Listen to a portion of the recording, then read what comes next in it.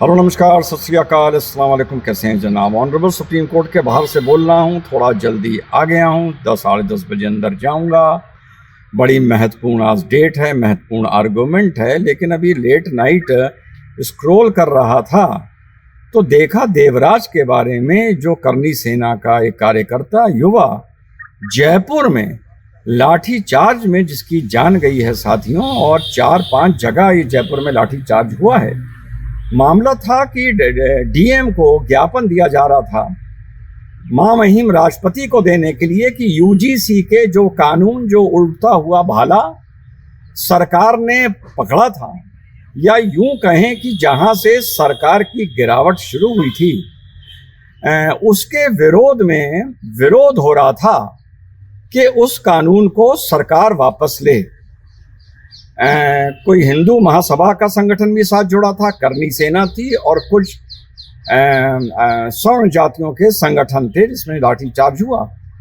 और जो उसका वीडियो वायरल हुआ है वो कम्युनिटी गाइडलाइंस की वजह से हम नहीं दिखा सकते, जिसमें वो खून में लथपथ अपने सर पर पीले रंग का पटका कहें, अंगोछा कहें, पगड़ी कहें, वो युवा बांध रहा है। फिर देर रात उसकी डेथ हो जाती है। अब 1 करोड़ मुआवजे की मांग की गई है, वरना मुख्यमंत्री, और नौकरी की मांग की गई है, वरना मुख्यमंत्री के आवास का घेराव होगा। वही मुख्यमंत्री जो जबरदस्ती नहीं बनाए गए थे, इसे इनको आदत है ना ओवर स्मार्ट प्ले करने की, यहाँ पर ये मास्टर स्ट्रोक मार दो, वहां पर वो मास्टर स्ट्रोक मार दो, इस टाइप से।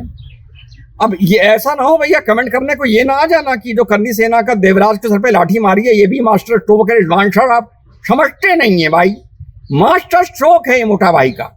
माने ऐसे भी कमेंट आ सकते हैं। तो जैसा मैंने बताया कि यूजीसी जो से मुहावरा तो यह है कि उल्टा भाला उड़ता तीर पकड़ा, लेकिन इन्होंने जो उल्टा भाला पकड़ा था उड़ता हुआ, वहीं से इनकी गिरावट शुरू हुई थी। उसके बाद थोड़ा बहुत इन्होंने रिकवर किया बंगाल जीतकर, गिरावट शुरू हुई, थोड़ा बहुत रिकवर किया बंगाल जीतकर। फिर इन्होंने लूज किया दूसरी बार तीसरी बार नीट के एग्जाम की फजियत कराकर। फिर उन्होंने किया एक्सपेरिमेंट करने के लिए, for experiment of result of CBSE के बाद हम नए तरीके से एक पैन इंडिया रिजल्ट देंगे। किसी राज्य में, किसी शहर में या किसी तरह उसको अभी ट्राई नहीं करेंगे, इकट्ठा पूरे कंट्री में इंप्लीमेंट कर देंगे। उसमें फजियत हो गई। जब फजियत हो गई तो जो लड़कों ने शिकायत करी उन्हीं को पाकिस्तानी डिक्लेयर कर दिया, कुछ चूतिए पत्रकारों ने जो सरकारी नौकरी कर रहे हैं। फिर उसके बाद जिद करके ये एक गलती को 2 गलती बना देते हैं। अब जो करनी सेना का ये देवराज जिसकी हत्या हुई है, जो मारा गया है लाठीचार्ज में, ये यूजीसी के कानून लाने की गलती की वजह से नहीं हो रहा है, ये जिद की वजह से हो रहा है। दोनों में हल्का सा फर्क होता है। फिर नीट में भी जिद जिद जिद जिद जिद जिद जिद करते करते उन्होंने मुंह की खाई, और फिर अकाउंटेबिलिटी स्टैब्लिश होती है। बड़ी अच्छी मांग थी, मैंने भी यही मांग की थी कि इस आदमी को मॉरल ग्राउंड पे जाना चाहिए। फिर वो जिद हो गई। फिर उसके बाद राम मंदिर की जिद जिद जिद जिद, वो फिर जिद हो गई। फिर उसके बाद एथेनॉल की जिद जिद जिद जिद जिद हो गई। असल में हुआ ये, जब भारत पाकिस्तान के साथ डील करता है, 370 में डील करता है, और देश में आंतरिक आतंकवाद की समस्याओं को लेकर डील करता है और अपनी पॉलिसी बनाता है, तो बहुत सा वोट बैंक इस चीज की वाह वाह करता है, और जाहिर बात है मैं भी करता हूं। तो उस पर मोदी जी शायद ये समझने लगे कि अब मैं किसी को भी पेल दूंगा तो मेरी वाह वाह होगी। शुरू में तो ऐसा हुआ, लोगों ने कहा ये मास्टर स्ट्रोक है, आप समझ नहीं रहे हैं क्या चीज है, रिजवान जी आप अज्ञानी। अच्छा, मैं इनको 2024 से समझा रहा हूं, ये मैं 2026 में अपने बात नहीं बदल रहा हूं। मैं 2024 के चुनाव से पहले मैंने इन्हें समझाना शुरू कर दिया था कि बेटा तुम्हारा ग्राफ गिर रहा है। उसके बाद चलिए कुछ राज्यों की सरकारों की वजह से वहां पर इनकी रिकवरी हुई, अच्छी बात है। तो मोदी जी, आपकी शक्ल से आप समझिए किसी को प्यार नहीं था। वो 2-4-5 होगा जो कहते हैं मास्टर स्ट्रोक। रिजवान भाई आप समझे नहीं, आप मोदी के माइंड को नहीं समझ सकते। अच्छा भैया नहीं समझ सकते तो कोई बात नहीं भाई, आपकी नीति, आपकी बात, इससे लोगों को प्यार होता है। आदमी समझने लगता है उससे प्यार है। भाई लोग मुझसे कहते हैं हमें आपसे प्यार है, मुझसे प्यार नहीं है, उनको मेरी बात से प्यार है, मेरे विजन से प्यार है। जब मेरी बात और मेरा विजन बिगड़ेगा तो फिर उनको मेरी शक्ल भी बुरी लगने लगेगी, जैसे आज बहुत से लोगों को लगती है, बहुत से लोगों को अच्छी लगती है।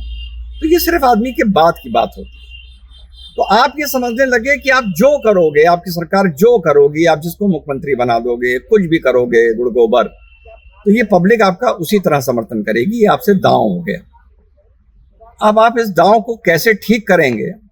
वहां तो आप नीट में तो जल्दी जल्दी ठीक कर रहे हैं, मुझे तो नहीं पता कल रात को कोई नया वीडियो आया नहीं आया, 5 शायद आ चुके हैं।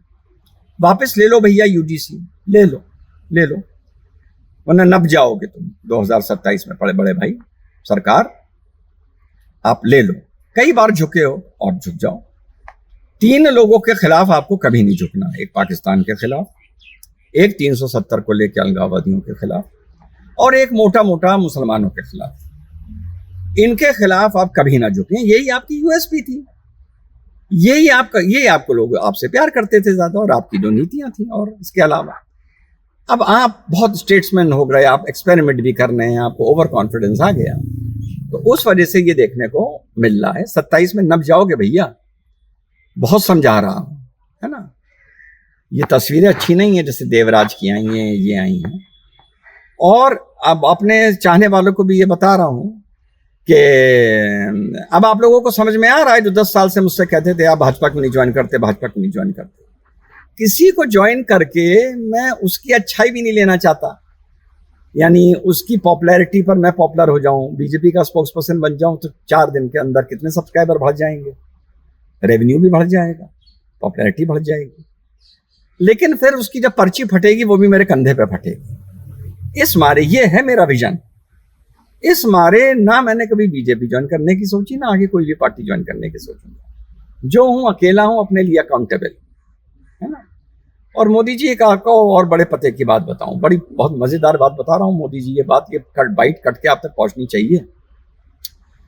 जैसे हमने आज से 22-23 साल पहले कुछ बात बोली राम मंदिर के लिए, कुछ बात बोली गौकशी के लिए, कुछ बात बोली वंदे मातरम के लिए, कुछ बात बोली पाकिस्तान के लिए, मोटा मोटा कुछ बात बोली भारत माता के लिए। तो आज 2002 से मैं ज्यादा एक्टिव हुआ, जब मेरे स्टेटमेंट्स आने पेपर में शुरू हुए। 24 साल से मैं वही बोल रहा हूं 2026 में जो 2002 में बोला था और जो वादा किया था। अब आप एक बात बताइए, ये इसी से पता चल जाएगा कि इस टाइम आप कितने पानी में हैं। आपने कहा मैं हूं चौकीदार, क्या आज आप ये कहने का दम रखते हैं कि मैं हूं चौकीदार? नहीं रखते। आपको पता है अब आपका ये जो नारा था ये रेजोनेट नहीं करेगा, ये ट्रैक्शन पब्लिक से नहीं पाएगा, लोग हंसेंगे। तो इस बात को हटा दीजिए। अब आपका जो आपने अपने लिए नारा दिया था वो अब आप ही पे गलत साबित हो गया। आप इस स्थिति में नहीं है कि आप उस नारे को दोहराएं। तो जब आपका मूल नारा जो था मैं हूं चौकीदार, आप देखिए उसी से अब उसी के सामने आप हार गए। तो इसी से पता चल जाएगा कि आपने क्या किया है और आपने क्या गलतियां की हैं आपकी सरकार ने। उसके बाद आज अब शायद ये भी स्थिति में नहीं है कहने के ना खाऊंगा ना खाने दूंगा। बताइए ईमानदारी से, हैं? नहीं है। ये जो आपने अपने बारे में नारा दिया था उससे भी आपको बैक मारना पड़ रहा है। अब आप में हिम्मत नहीं है ये बोलने की मैं हूं चौकीदार, नंबर 2, ना खाऊंगा ना खाने दूंगा। ठीक है, क्या आज आप में गारंटी है ये बोलने की मोदी की गारंटी? नहीं। इससे ही समझिए कि आप सही कर रहे हैं या गलत कर रहे हैं। आप ये तीनों नारे देने की स्थिति में आज नहीं है। ठीक, और अगर आप 29 से पहले ये नारा देने की स्थिति में आ गए फिर आप जीत सकते हैं, वरना आपको जाना पड़ सकता है। मोदी जी 29 में भी जाना पड़ सकता है।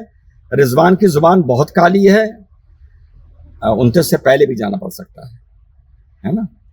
तो अब आप इतने सीनियर हैं, आपको क्या कहना। अभी भी लोग कमेंट करने आएंगे ये मोटा भाई का मास्टर स्ट्रोक था लाठी चलवाना। आप सबको खुश करने के चक्कर में लग गए और आपका इसमें नुकसान हो चुका है। होगा नहीं, हो चुका है। बाकी आप जाने। साथियों, जैसा भी सुप्रीम कोर्ट में होगा आप लोगों को अपडेट देता हूँ। जय हिंद, वंदे मातरम, खुदा हाफिज़।